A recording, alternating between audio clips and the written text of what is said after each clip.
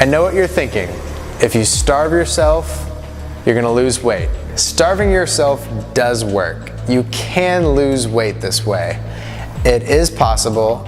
The only problem is, and the big problem is, it's a short-term solution that creates a very long-term problem. Because eventually, you are gonna eat again.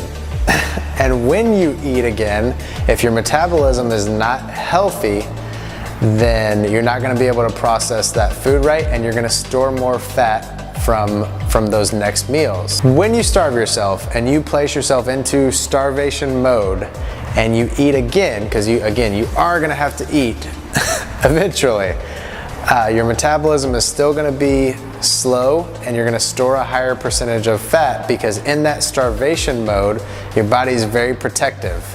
So in order to burn fat, you do need to eat those small meals on a very consistent basis throughout the day, because you kind of want to just soothe your body, let it know, it's okay, you got more food coming, it's all good, because it doesn't recognize, and it's still primal, it doesn't recognize that we have supermarkets and restaurants and all this food readily available, because it's still thinking like we are we're still living in caves or in the Serengeti.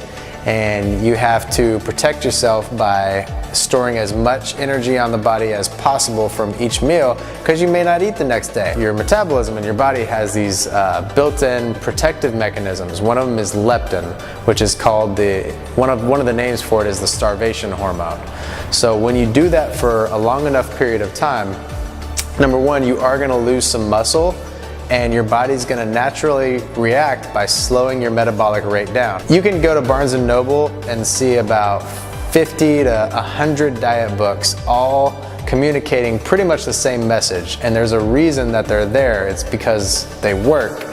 And what they're telling you is to eat high protein, and protein to be the foundation of every meal. Food has a thermic effect. So every time you eat, you burn a certain percentage of those calories just by digesting it, processing it, and putting it to use. Woo!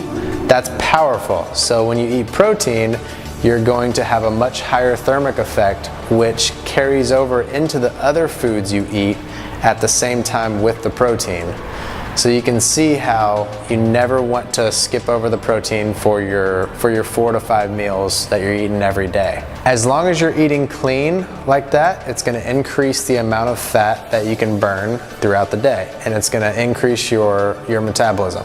Now, I'm not saying you shouldn't eat carbs and fat, and that protein is all you should eat, but every meal should have that firm foundation.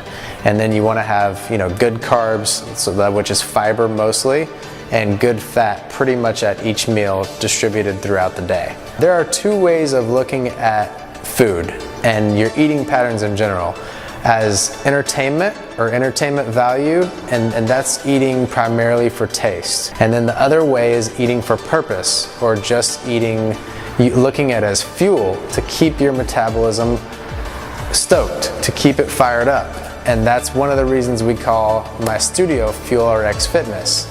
So entertainment value versus purpose.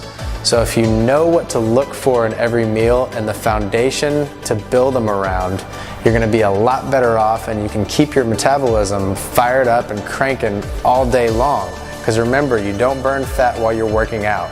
You burn it in the next day, day and a half after that workout. So you can see how it's exponential once you really get the eating habits on track. So please don't starve yourself. That's our video for the week, and I'll see you next time.